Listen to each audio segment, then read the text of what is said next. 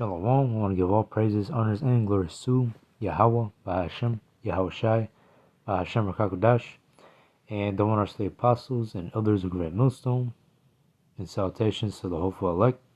This is your brother, I am now Allah from GMS Chicago, and I'm just going to go ahead and hit on a quick lesson about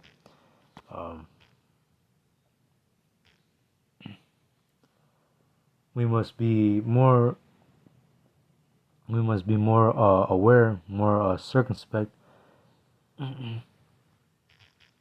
because yeah,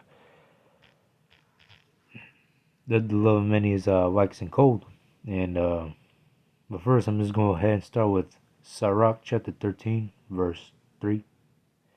The rich man hath done wrong, and yet he threatened withal. The poor is wrong, and he must entreat also. If thou be for his profit, he will use thee, but if thou have nothing, he will forsake thee. And coming into these perilous times that we're coming into right now, it's going to get real dire, and people are going to get desperate. And Esau will try to use you for his profit. Even these niggas, when shit hits the fan and things get desperate out here for these people will try to use you for their profit. If thou be for his profit, he will use thee, but if thou have nothing, he will forsake thee. If thou have anything, he will live with thee, yet he will make thee bear, and will not be sorry for it. And this is one of the characteristics that Esau has. Esau, he doesn't care about you jakes. Esau is really just your oppressor, and you can't really trust this devil. Verse 6. If he have need of thee, he will deceive thee, and smile upon thee, and put thee in hope. He will speak thee fair, and say, what wantest thou? And yeah, you gotta be aware of Esau. Esau, he might look friendly. Esau, he might talk to you fairly and whatnot. But nowadays, charm is really becoming a deceit. You can look on a beautiful woman, but her charm is really a deceit. She'll scam you. She'll put you in straits. And you'll end up in a bad situation. And you can't trust Esau. You can't trust these nigger women out here. You can't trust these 2/3 niggas.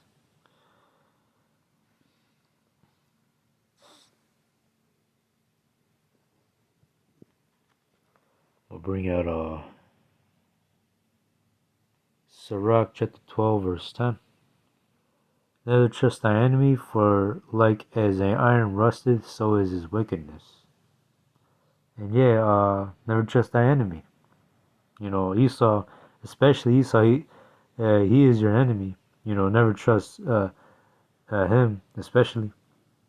But so are these women as well, and these 2/3, those who are not in this truth, they are your enemy as well.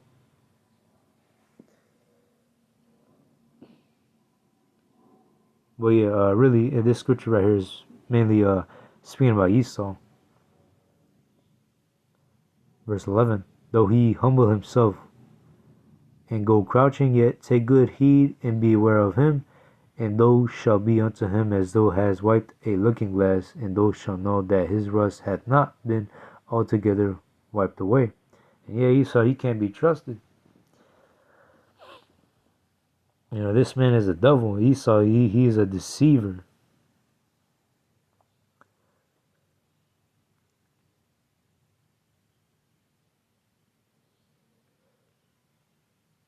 Verse 12. Set him not by thee, lest he hath overthrown thee, and he stand up in thy place. Neither let him sit at thy right hand, unless he seek to take thy seat. And thou at last remember my words, and be pricked therewith.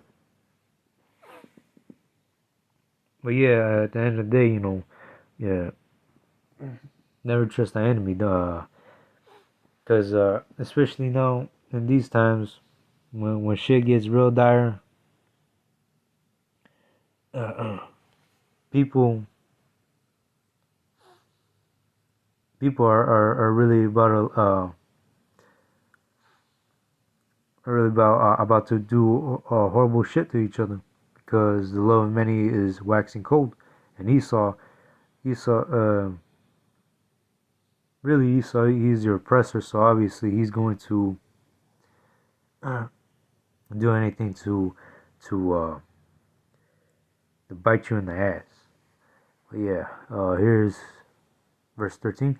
Who will pity the charmer that is bitten with a serpent, or anything, or any such as come nigh wild beasts? Who will pity a charmer that is bitten with a serpent? And obviously, when you see a serpent, you can't treat it as a pet. Same thing with Esau.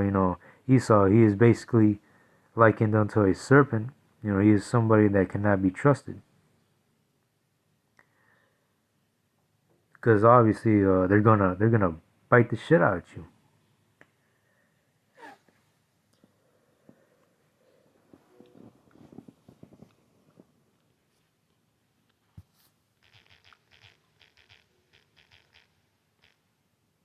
Psalms chapter 55, verse 21.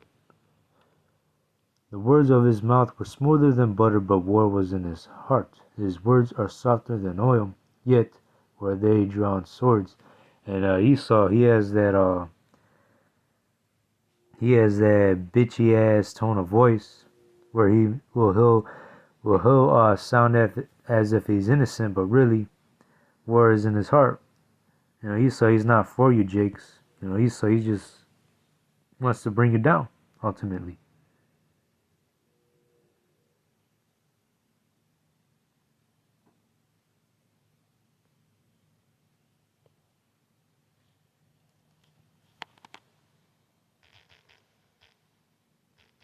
Sirach 9 and 13. Keep thee far from the man that hath power to kill, so shall thou not doubt the fear of death. And if thou come unto him, make no fault, lest he take away thy life presently.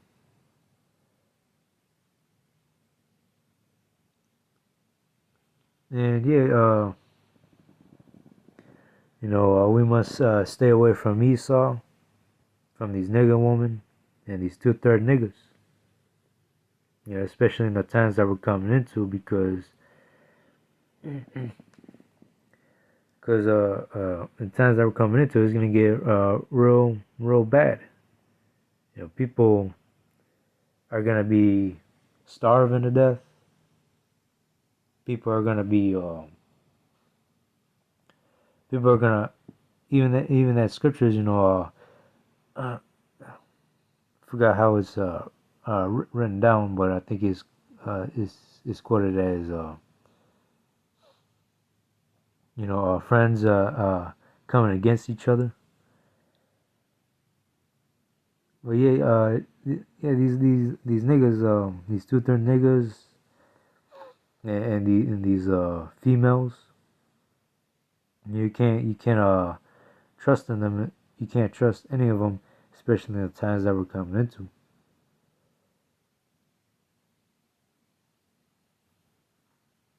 So shall thou not doubt the fear of death. And if thou come unto him, make no fault, lest he take away thy life presently. Remember that thou goest in the midst of snares, and that thou walkest upon the battlements of the city. And one more precept. This is Matthew chapter 10, verse 16. Something that we gotta apply as well. And it reads, Behold, I sent you forth as sheep in the midst of wolves. The Lord sent us as sheep in the midst of wolves. Be ye therefore wise as serpents and harmless as doves. And we gotta be more wise in these times. And because the love of many is waxing cold.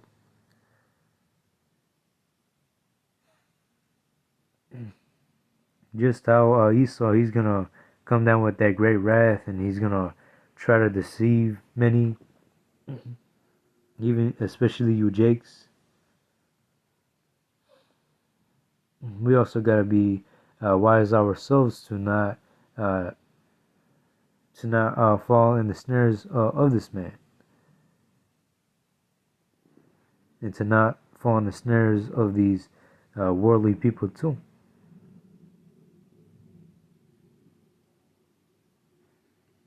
And even these even these 2/3 niggas that you would have known for a long time, they will eventually sell you out too.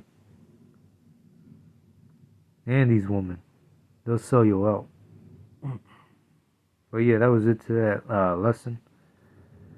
I want to give all praises, honors, and glories to Yahweh Ba'Shem, Yahweh Shai, and Shalom.